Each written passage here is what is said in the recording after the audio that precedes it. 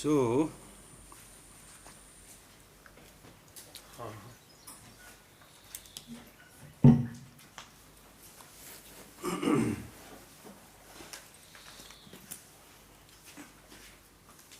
those of you who want to read more, you should read this text called Great Stages of the Path.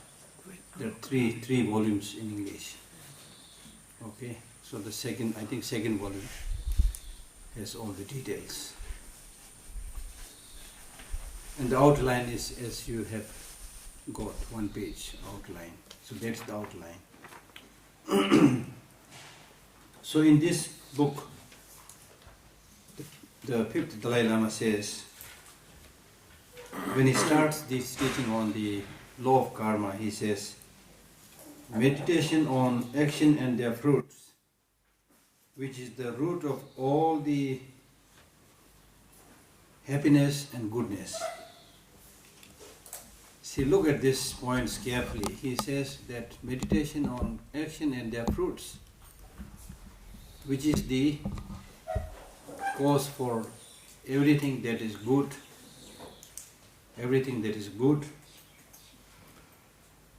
and happy. So the source, this meditation on action and result, is said to be the source for long-term happiness and goodness. Because if you sow the positive seeds, you will get positive results. If you sow the negative seeds, you will have the negative results. So there lies the cause for your long-term happiness and peace. And I have briefly spoken about how important this precious human life is, how difficult it is. I have also explained that even though we have obtained this precious human life, but this life is impermanent, transient, anything can happen anytime. And when you die, you do not disappear into nothingness. You will continue. What life you will continue is very much dependent upon in what area you are habituated, positive or negative. If you have been habituated with positive things, positive result. If you have been habituated with negative things, negative result. So it's important, these topics you meditate. Those people who do meditation in a very detailed way, then for days, sometimes for months, they meditate on just one topic, preciousness of human life, how it is. They think, until they develop conviction. Likewise, they spend a long time thinking about impermanence, how it is, so that you are really able to develop a strong conviction. Okay?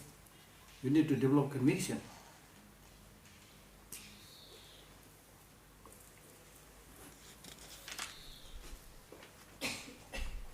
So even if you have some little bit of understanding on preciousness of human life,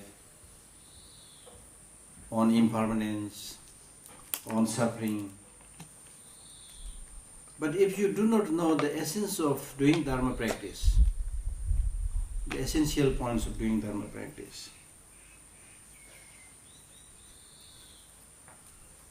then in the name of doing Dharma practice, you will say that I am doing Dharma practice, I need this facility, I need food, clothing. Again, you also will make the same demand like ordinary people.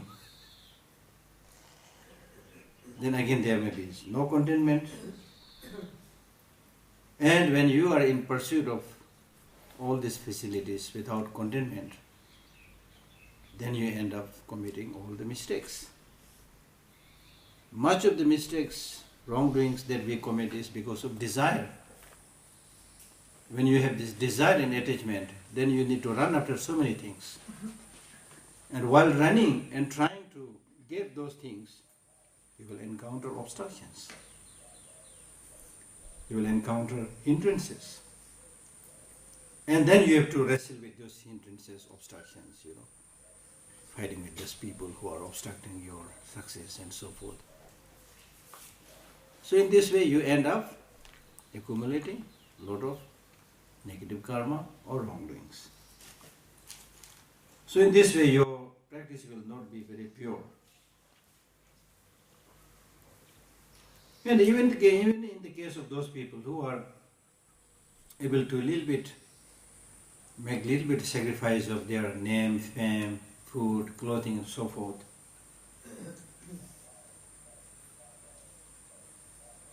but still, those three related to bodily requirements, that is food, clothing, name and fame and so forth. But still your mind may be controlled by the other 7 non-virtuous actions, the verbal and the mental and so forth. So again your practice may not be so pure. And in this way if you die, then again you will have to encounter the fruits of such negative actions. So therefore the first thing that you need to do is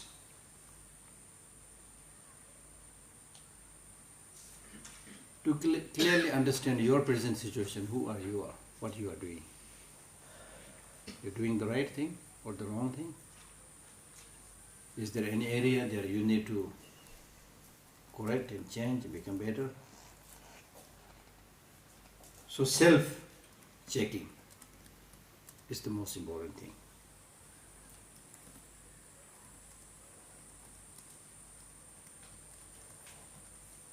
And when you reflect in this way, then you will find, according to the Buddhist teaching, it says, for example, when you are sitting in a very hot climate, then suddenly a very cool breeze comes in, like this one, it's coming from here. And when the wind touches us, air touches us, it's very soothing, cool and soothing. So even this feeling of peace when you get this cool breeze, even this is related to your past karma. Even this is related to your past karma.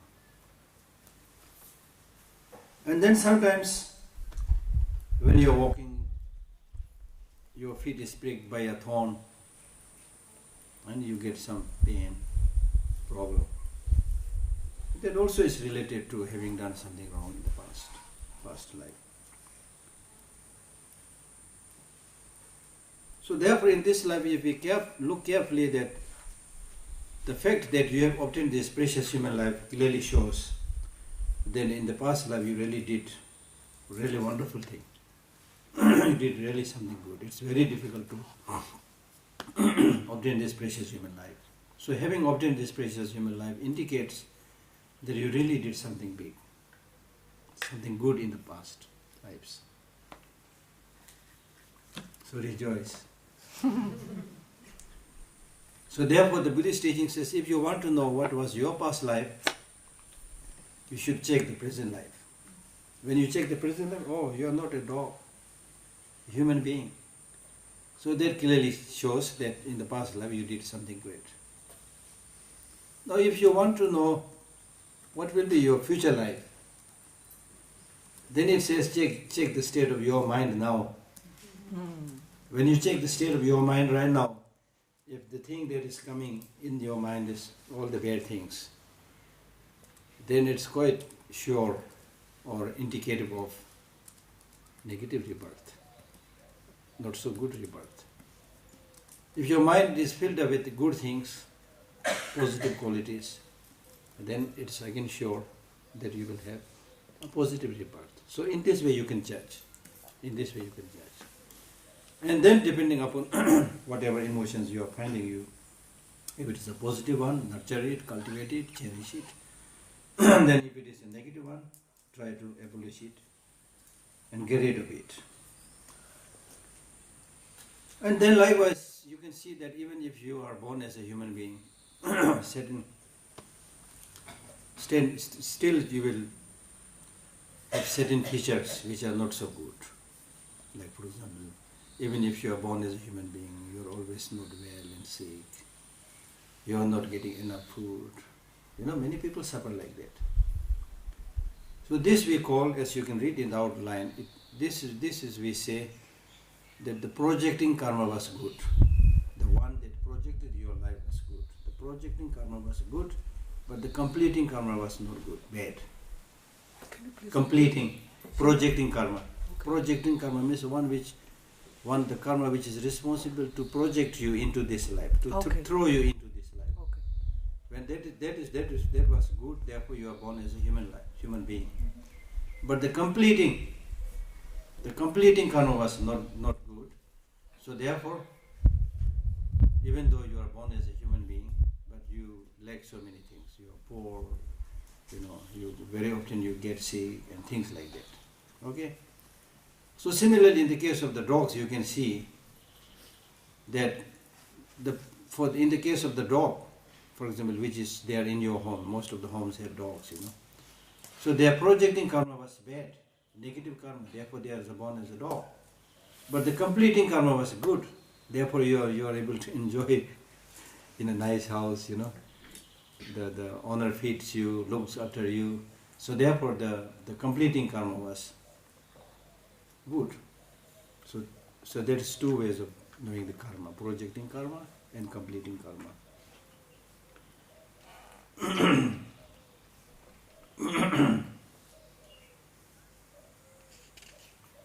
And likewise, in terms of karma, there are some powerful karmas.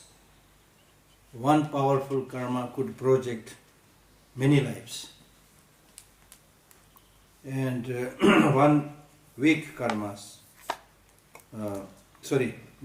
one powerful karma could project many lives, and many small karmas, the power of many small karmas together project one life. That is also there.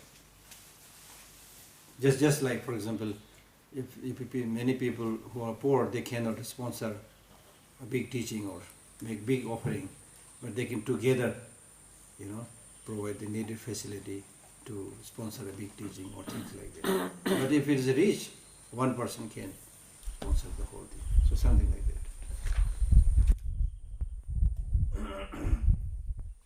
Another important thing that we need to reflect upon is, if we look at our present state,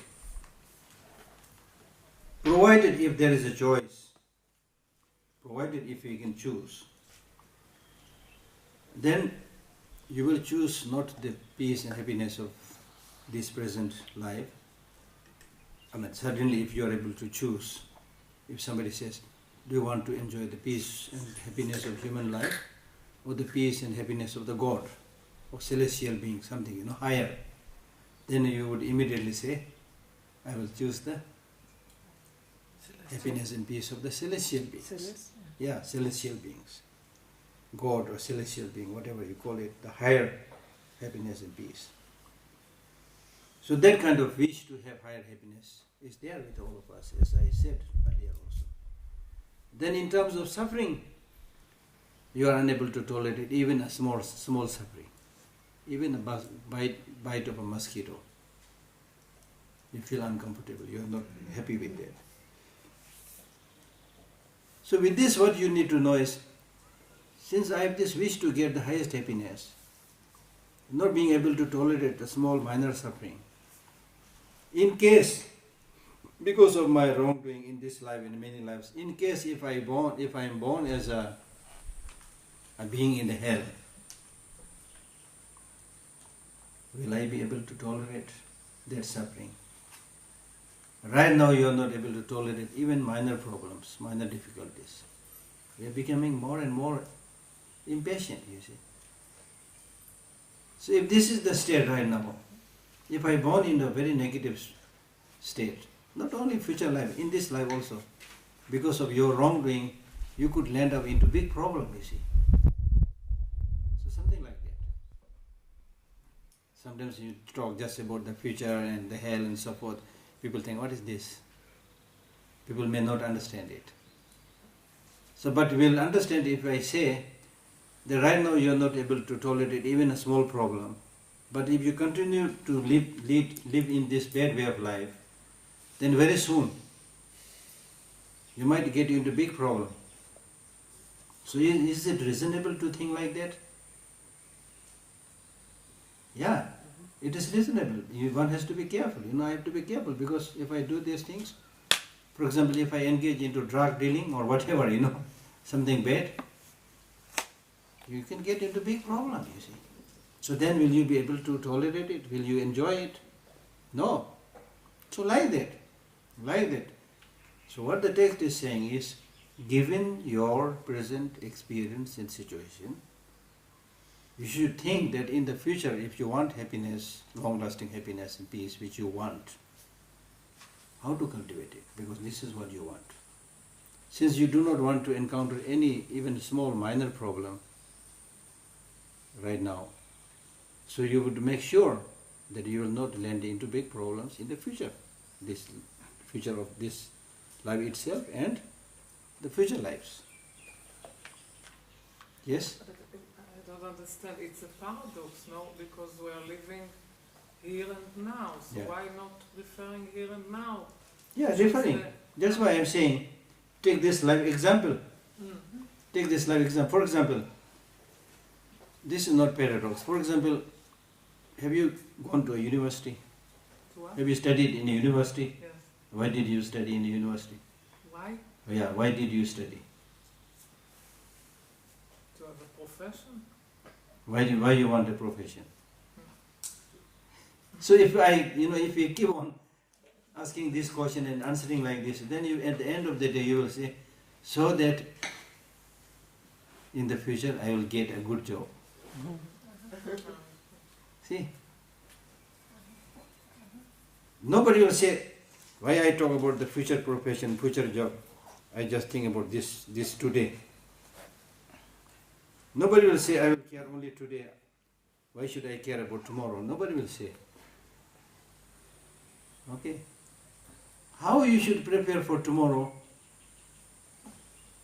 is very much dependent upon how you prepare today. Based on your experience. That today in this way I want, in this way I don't want. So tomorrow also I want this way, not that way.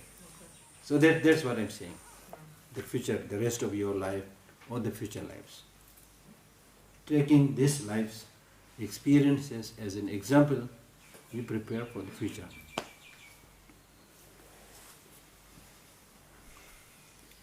So out of this, there are so many negative actions to talk about, but normally in Buddhism we talk about the 10 non-virtuous actions. Are you all familiar with that?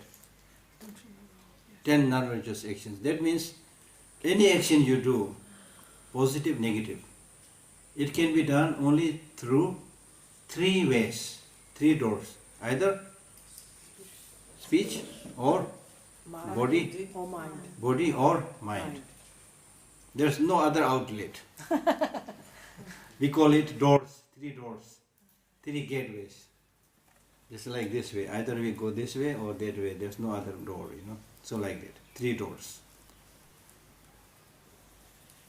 So out of these three doors, in terms of refraining from negative emotions, there are so many. But out of this, let us talk about some more obvious and grosser level of non-virtuous actions which we can understand, which we can start practicing. So that means stop committing the 10 non-virtuous actions, which are physically killing. Number 1, killing physically. Related to the body, number 1, killing. Second, stealing. Third, sexual misconduct, adultery. Verbally, 1, telling lie. 2, divisive talk.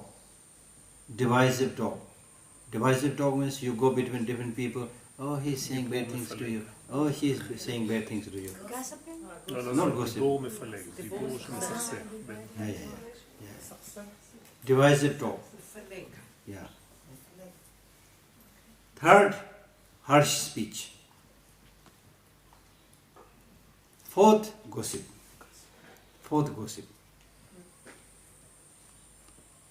Then mentally, again 3. First, covetousness. Covet. That means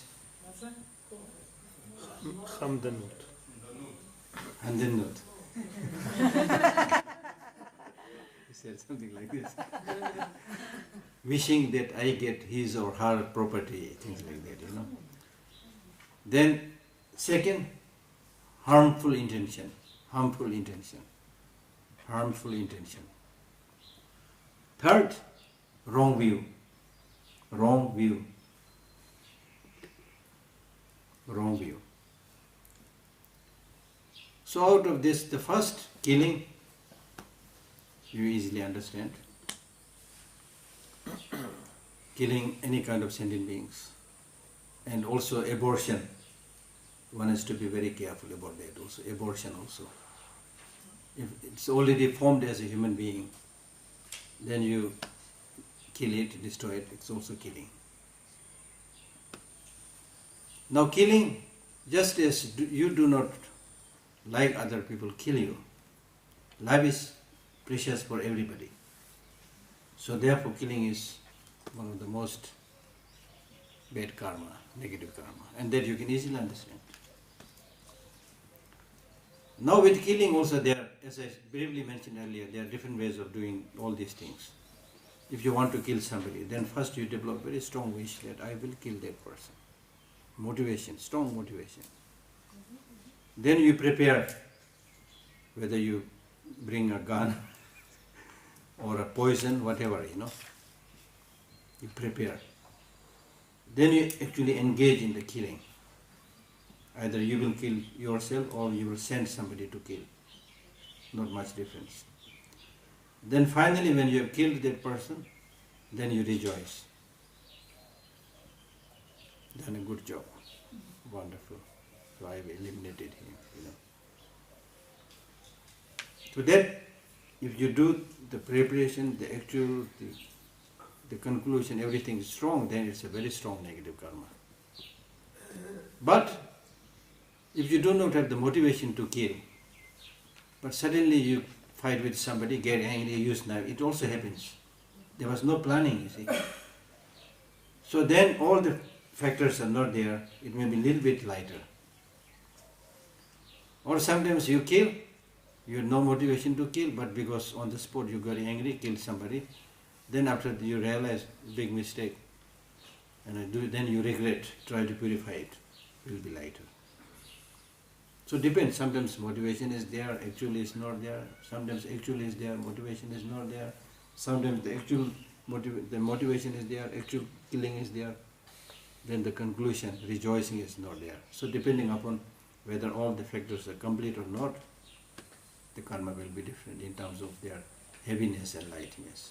So this you should apply with all other actions. Okay? And sometimes when you want to kill somebody, your motivation is to kill a person, say John, but you mistake John to John to Paul or somebody. And if you kill Paul, then what happens? Maybe you regret. The killing is there, but the motivation to kill Paul is not there. So it happens, in different ways. Okay? Yeah.